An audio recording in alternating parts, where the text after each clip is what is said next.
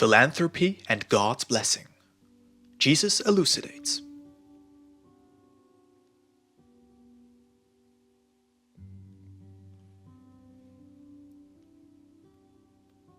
The Lord discusses the Essenes with the disciples of John, the house of the tax collector Matthew as an example of philanthropy. John's disciples say, "Are we doing wrong by living in accordance with John's teaching? Sure, John was a strict preacher, but he never gave us such a teaching."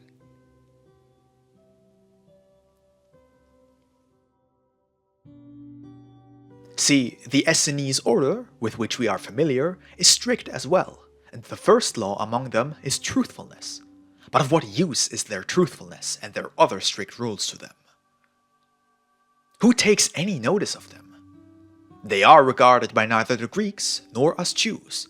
They are only supposed to have a few adherents among the Romans.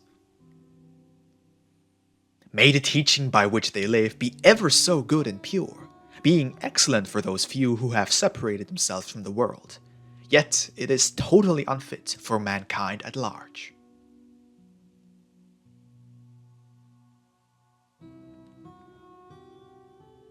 Of what benefit are the many nice and forceful words about the brotherhood of man to us? See, this house is a big house, a hospitable house, and second to none in terms of brotherhood. But can you seriously expect of it to, at all times, be ready to receive and care for all men, who surely are our brethren as well? Even with the best spirit and will, it surely lacks the necessary means, such as space, food, and the like. Furthermore, let's suppose a couple of poor people struggled to build themselves a hut and gather a most meager provision for winter, barely sufficient for their own needs. And then suddenly 10 people come to this couple, who hardly have enough room for themselves, asking for admission, lodging, and provision. Say, can any teaching demand of these two, or even advise them, that it is good and beneficent to meet the demands of the 10 newcomers, and to thereby ruin themselves for good?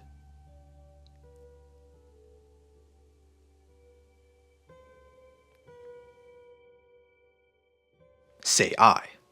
Every bird sings and chirps in accordance with its beak, and you talk in accordance with your worldly sense, and cannot do otherwise, as you don't know how to. And that is pretty much all I can tell you at this point, because even if I were to tell you something higher and completely true from the heavens themselves, you would still not understand me, because your hard heart lacks the necessary intellect.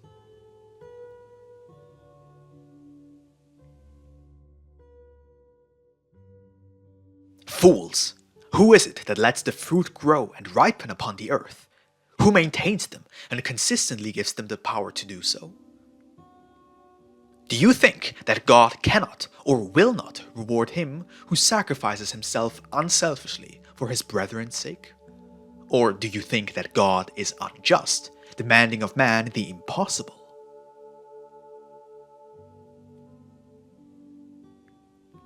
Yet I say that a truly honest goodwill and a keen desire to do a poor brother some good is easily possible for all.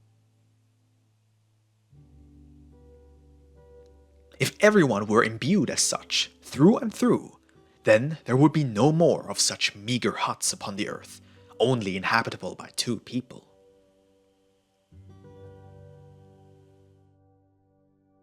See, this house of my friend Matthew has fed many people today, and gave away its entire stock out of true goodness of the heart. And if you don't believe it, go and see the larder, as well as the granary, and you shall find no provisions. Here, however, stands the landlord. Ask him whether I speak untruthfully.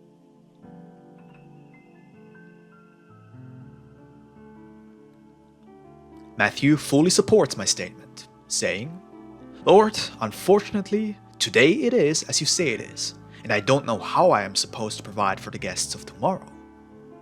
But I have fared this way often enough already, and I trusted in God, and see, everything was fully replenished, so that I could provide for the guests quite well.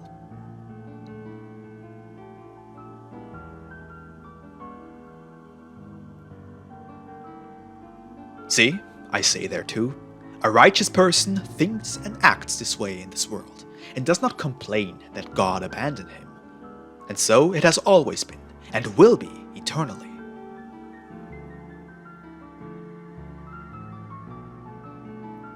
If a person trusts in God, he is trusted by God as well, who does not forsake him and does not let him be confounded. But those who, like you, do believe in God's existence, but do not fully trust him, because their own heart tells them that they are unworthy of his help, are not helped by God either, for they have no trust in God. They trust only their own powers and means, which they regard as holy and inviolable, as it were, and say, "Man, if you wish to be helped, help yourself, for charity begins at home, and thus you have to look after yourself first." And by the time he has provided for himself, the one in need has perished.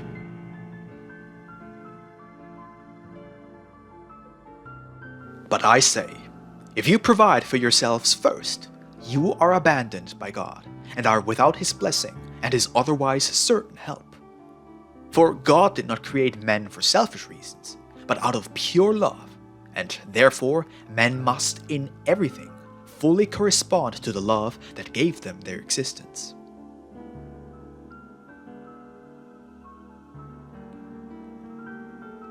If, however, you live and act without love and trust in God, you voluntarily reverse the heavenly element within you into a hellish one, turn away from God, and become servants of hell, which, in the end, will not fail to give you the reward you deserve, which is death by the wrath of God.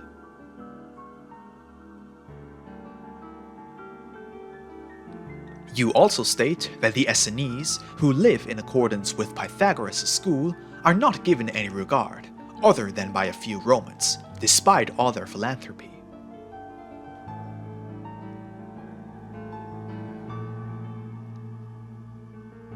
I don't have any regard for them either, because they don't acknowledge the immortality of the soul, and yet the worst among them is better than the best among you.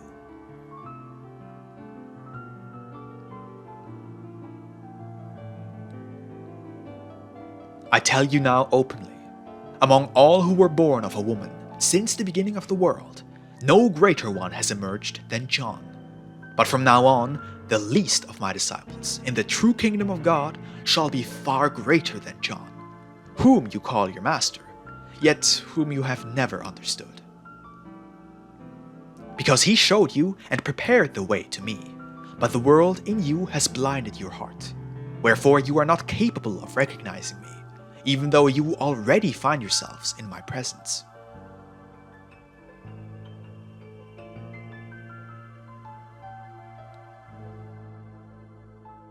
Therefore, go and care for your world, for your women and children, so that they may not be stripped naked and ever be plagued by hunger or thirst.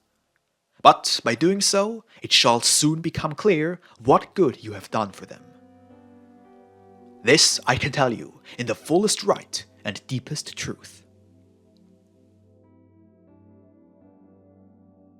Whoever possesses wealth, property, and trade with which he makes good profit, but saves the profit for himself and his children only, and looks down at his poor brothers with unkind eyes and heart, avoids the poor children, who, because of their lack of all earthly goods, suffer hunger, thirst, and cold, and then sends them away if they come to him asking for alms, and says to a brother, "Come to me in a few days or weeks, then I will do this or that for you."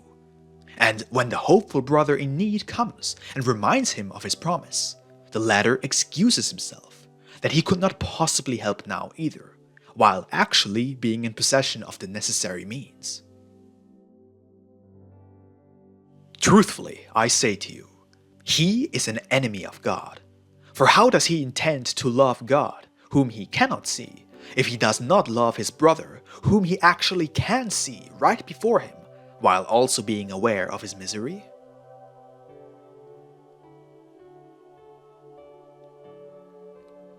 Truly, truly, I say to you, whoever forsakes his brother in need simultaneously forsakes God and heaven as well, and God will forsake him in the blink of an eye. However, he who does not forsake his poor brothers, not even in the face of trials sent upon him by God, shall be unexpectedly blessed, temporally and eternally, more abundantly than our host's larder and granary.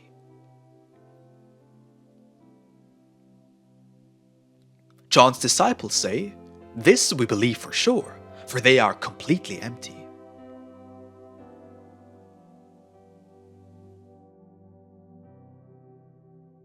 Another wine and food miracle of the faithfulness and immutability of God and His blessings. Here the kitchen maid comes, completely out of breath, saying to Matthew, "Lord, Lord, come and see. A lot of young men just came and brought all kinds of foodstuffs, in amounts that we would hardly be able to consume in an entire year. And everything appears so fresh and good. The granaries are also filled from top to bottom, and the skins in the cellars filled with the best wine. Lord, Lord, where did all this come from? And today on the Sabbath of the Jews, no less."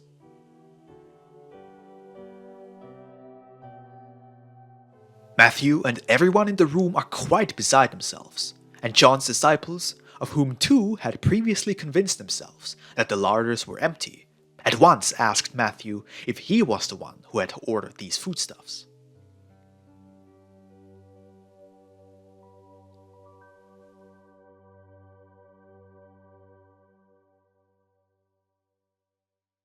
Matthew says, "Not me, since I would have to be the first to know about it.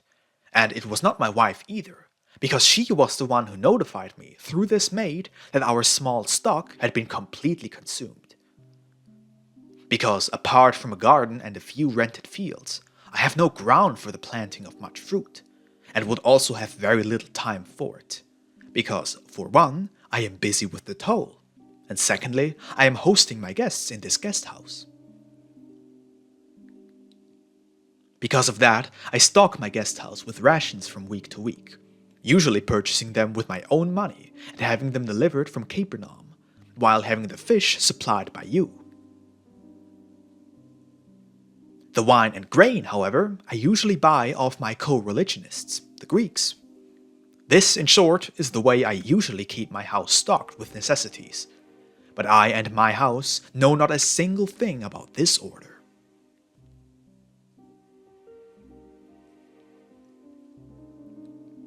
As such, some great friend, one unbeknownst to me, would have to have done this for me. Otherwise, it remains an obvious and great miracle. Where and who this great friend should be, however, I know no more than you yourselves do. But I shall summon all my people in here and question them in your presence as to whether they recognized any of the delivery men or not.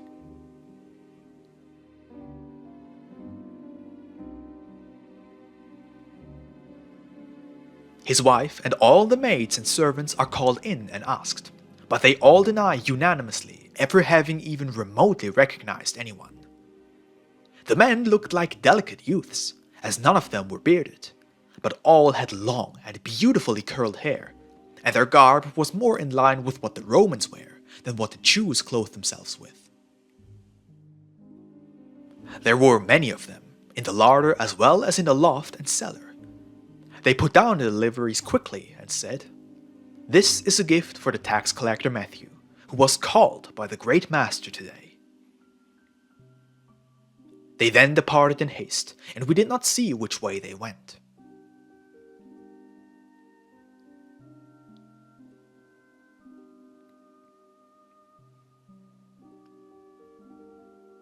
A Pharisee says, "This sounds exceptionally unusual, and yet it is true. In that case, we should be most inclined to get to the bottom of it."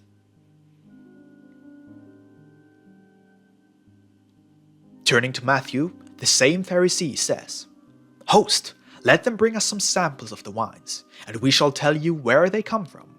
For by the flavor and color, we can tell you where it was grown."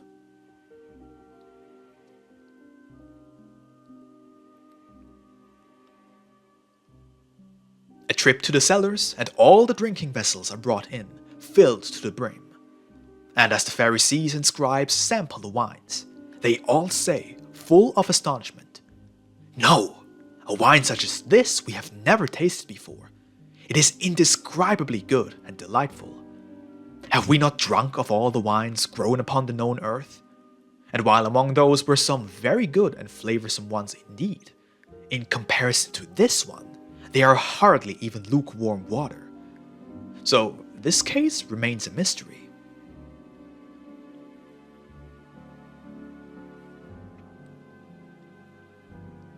But since you are now in possession of a great supply of these unsurpassably superb wines, would you like to let us have a few skins of it, for some money and a bit of persuading? It would be well worth sending a consignment to the high priest in Jerusalem.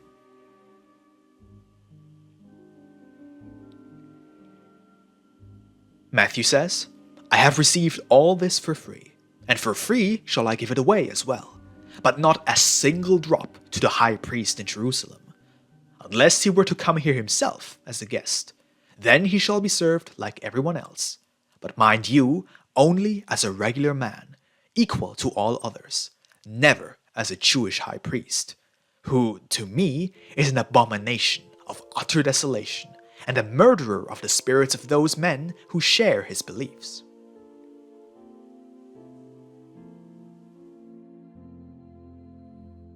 One of the scribes says, "Friend, you seem to be quite mistaken about the high priest of Jerusalem, having no knowledge of his nature and office."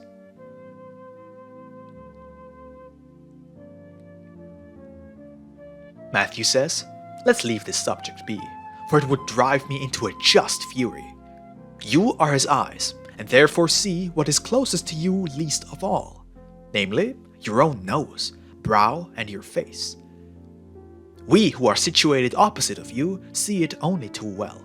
But no more about it, for I would get quite upset, and I would not want to offend you, my respected guests." A more jovial Pharisee says, "Now, let us indeed put this matter to rest, and instead consult with Master Jesus. He shall be the one most likely to clear this matter up for us, for he exceeds us all by far, in both knowledge and wisdom." He turns to me. "What do you have to say about this story? Because you seem to have a hunch about it, as your previous conversation with John's disciples seems to suggest. Because this occurred at almost the same moment as you were telling John's disciples about how God provides for those who truly love him and animatedly trust him. And you properly flogged the ugliness and repulsiveness of selfishness. And so, it seems to me that you received knowledge about it from somewhere, or maybe you might even be the initiator."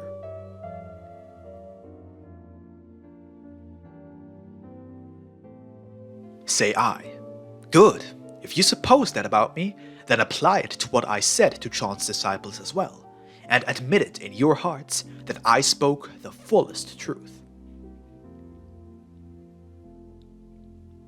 Whoever among you will act accordingly, from the bottom of his heart, shall experience with God what our friend and brother Matthew has just experienced."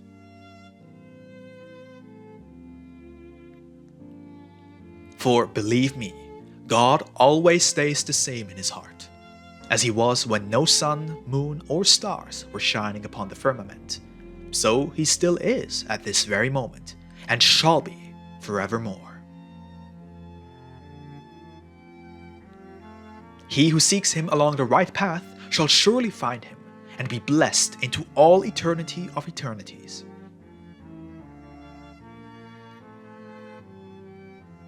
These words stir their hearts deeply, and John's disciples began to ponder, saying, "He must be a far greater prophet than even our John was. For we were around him for a full 10 years, yet we never felt like this." The Pharisee is right in saying that this Nazarene knows about it. I would even argue that all this originates from him, along paths unknown to us, and this whole thing is blatant proof of our blindness, including our great Master John.